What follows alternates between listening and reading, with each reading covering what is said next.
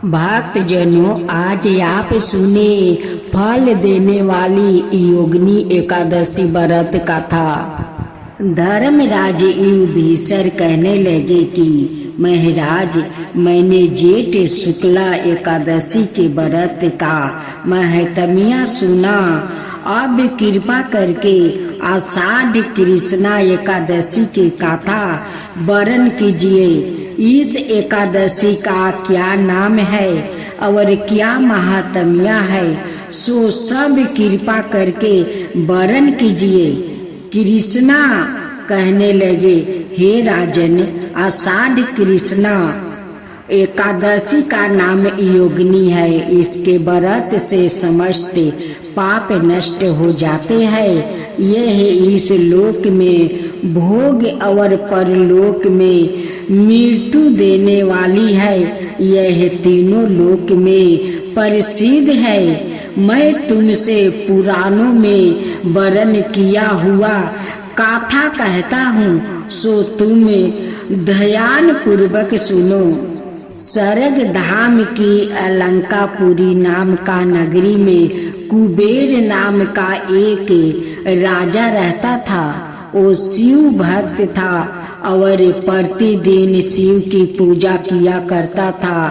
हेम नाम का एक माली पूजन के लिए उसके यहाँ फूल लाया करता था।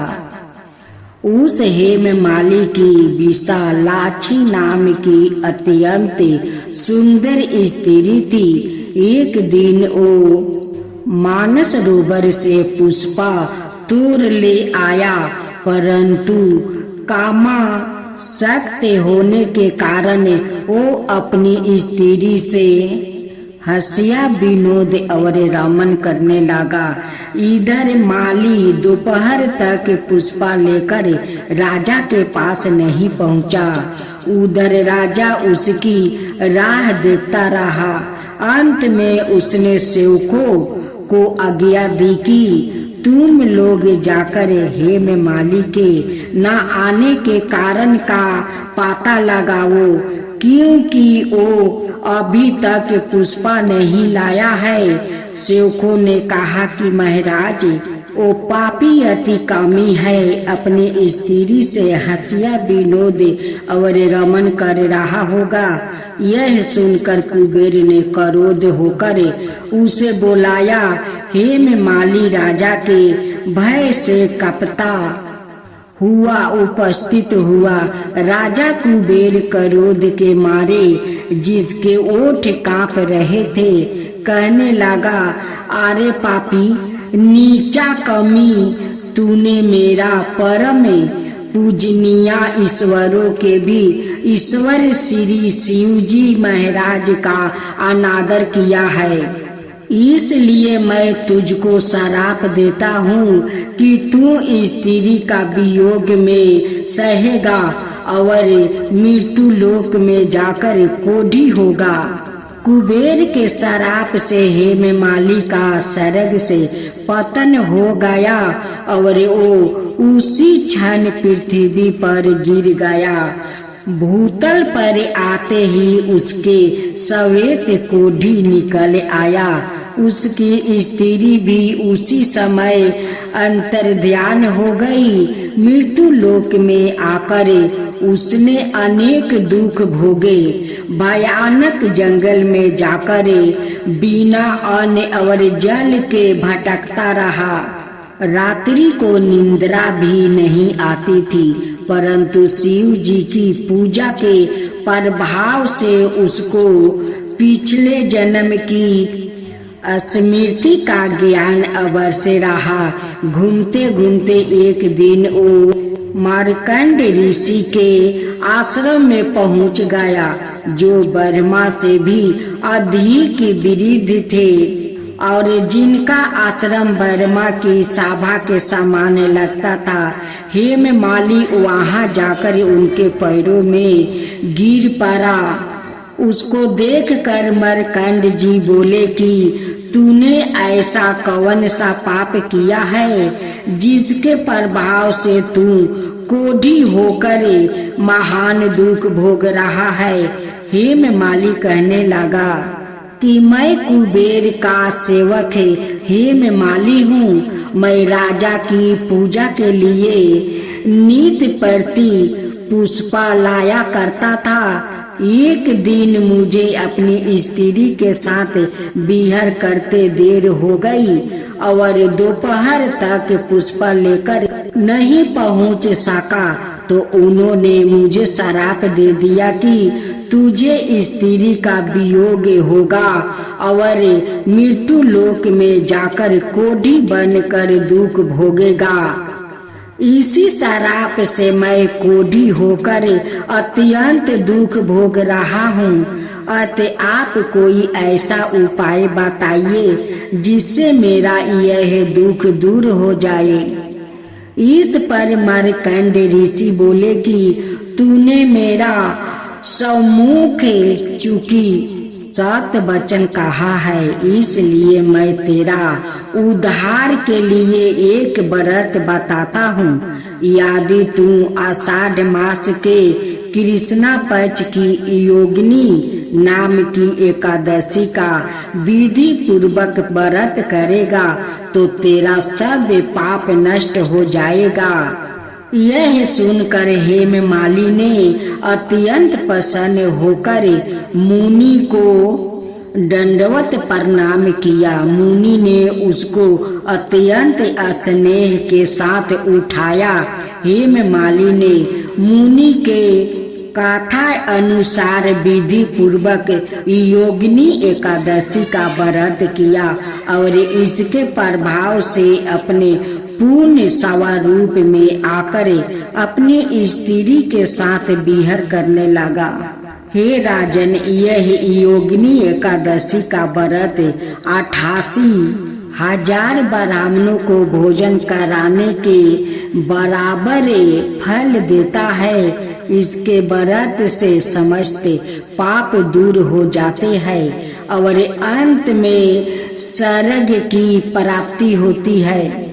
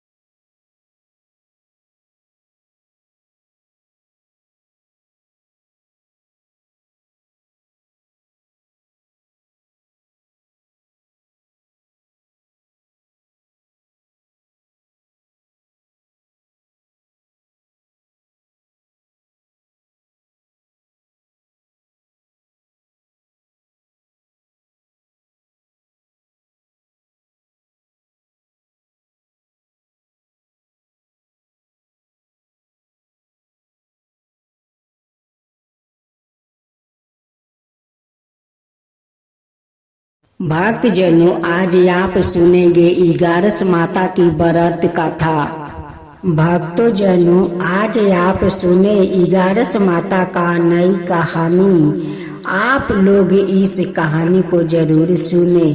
जितना भगवान के भक्त लोग हैं वो भगवान को श्रद्धे भक्ति से पूजा पाठ भी करते हैं, भगवान का कथा भी सुनते हैं। भगवान उन भक्तों पर प्रसन्न हो जाते हैं, भगवान उनकी सारा मन कामना पूरा कर देते हैं। भगवान भी तो सोचते हैं कि नहीं, मेरा भक्त लोग मेरा श्रद्धा पूर्वक पूजा भी करते हैं, मेरा कथा भी सुनते हैं, तो मेरा तो कर्तव्य है कि मैं भी अपना भक्त लोग का लिए कुछ कर सकूं। तो भक्तों जनों, हम सब मिलकर बोलते हैं 11 माता की जय हो, 11 माता की जय हो, विष्णु भगवान की जय हो, विष्णु भगवान की जय हो। तो हम लोग अब 11 माता का कथा सुनते हैं। किसी गांव में एक रूमा नाम का औरत थी। उनकी 2 बेटी थी, एक गोरी थी और एक काली थी। गोरी वाली का नाम लक्ष्मीनिया रखी थी और काली वाली के नाम सौली रखी थी। रूमा अपनी लक्ष्मीनिया से कोई काम नहीं करवाती थी। जय तुलसी मैया, जय तुलसी मैया। एक बुढ़िया थी, उसको तुलसी पूजा करने का नित का नियम था। वो प्रतिदिन खाना खाने से पहले पूजा करती है और उसके बाद खाना खाती है। वो तुलसी माता से प्रतिदिन प्रार्थना करती है कि हे तुलसी माता, खान खीर का भोजन देना, पाट पीतम्बर का वेश देना, योगी जैसी मौत देना, स्वर्ग का वास देना, राम लक्ष्मण की कंधा देना, सीता जी के चाल चलावा देना। यह सुन सुन कर तुलसी जी सूखने लगी। राम लक्ष्मण उधर से निकल रहे थे तो उन्होंने पूछा तुलसी जी से कि आप सूखे सूखे क्यों जा रही हो।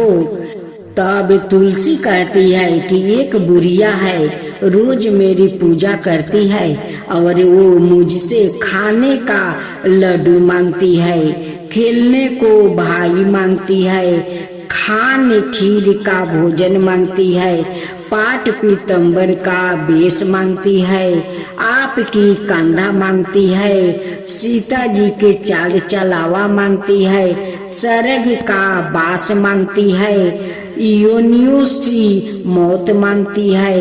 बाकी सब तो मैं दे दूं, पर आपकी कंधा कहाँ से दूं और सीता जी का चाल चलावा कहाँ से दूं। राम जी और लक्ष्मण जी तुलसी जी से बोले कि आप हरे भरे हो जाओ, सब हो जाएगा। कुछ दिनों बाद बुढ़िया मर गई। लोग इकट्ठा होने लगे, बुढ़िया को ले जाने के लिए तैयार करने लगे। उठाने लगे तो वो इतनी भारी हो गई कि उसको लोग उठा नहीं पाए, उसको हिला भी नहीं पा रहे थे। लोग कहने लगे कि बुढ़िया इतनी भारी कैसे हो गई, वो तो देव दर्शन सब करती थी। क्या वो कोई जादू टोना करती थी जो इतनी भारी हो गई है। इतने में राम लक्ष्मण और सीता जी आए। सीता जी ने चाल चलावा किया और राम लक्ष्मण ने कंधा दिया और बुढ़िया तो सदैव वैकुंठ को चली गई। अब साथ में सुनेंगे लपसी तपसी की कथा। एक लपसी था, एक तपसी था।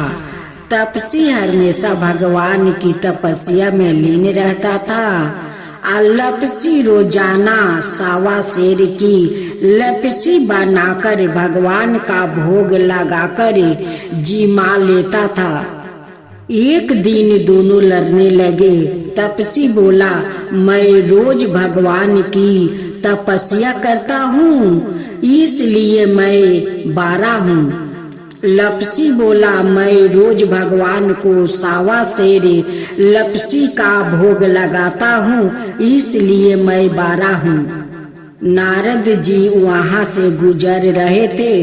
दोनों को लड़ता देख कर उनसे पूछा कि तुम क्यों लड़ रहे हो। तपसी ने खुद के 12 होने का कारण बताया और लपसी ने अपना कारण बताया। नारद जी बोले, तुम्हारा फैसला मैं कर दूंगा।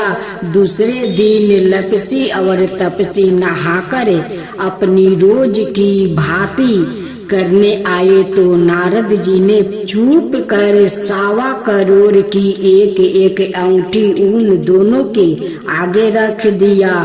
तपसी की नजर जब अंगूठी पर पड़ी तो उसने चुपचाप अंगूठी उठाकर अपने नीचे दबा लिया। लपसी की नजर अंगूठी पर पड़ी, लेकिन उसने ध्यान नहीं दिया। भगवान को भोग लगाकर लपसी खाने लगा। नारद जी सामने आए तो दोनों ने पूछा कि कौन बड़ा है। तो नारद जी ने तपस्वी से खारा होने को कहा। वो खारा हुआ तो उसके नीचे दबी अंगूठी दिखाई पड़ी। नारद जी ने तपस्वी से कहा, तपस्या करने के बाद भी तुम्हारी चोरी करने की आदत नहीं गई, इसलिए लपसी बारा है और तुम्हें तुम्हारी तपस्या का कोई फल भी नहीं मिलेगा। तपस्वी शर्मिंदा होकर माफी मांगने लगा। उसने नारद जी से पूछा, मुझे मेरी तपस्या का फल कैसे मिलेगा? नारद जी ने कहा, यदि कोई गाय और कुत्ते की रोटी नहीं बनाएगा तो फल तुझे मिलेगा। यदि कोई ब्राह्मण को भोजन करवाकर दक्षिणा नहीं देगा तो फल तुझे मिलेगा। यदि कोई साड़ी के साथ ब्लाउज नहीं देगा तो फल तुझे मिलेगा। यदि कोई दिए से दिया जलाएगा तो फल तुझे मिलेगा। यदि कोई सारी कहानी सुने लेकिन तुम्हारी कहानी नहीं सुने तो फल तुझे मिलेगा। उसी दिन से हर बरत कथा कहानी के साथ लपसी तपसी की कहानी भी सुनी और कही जाती है।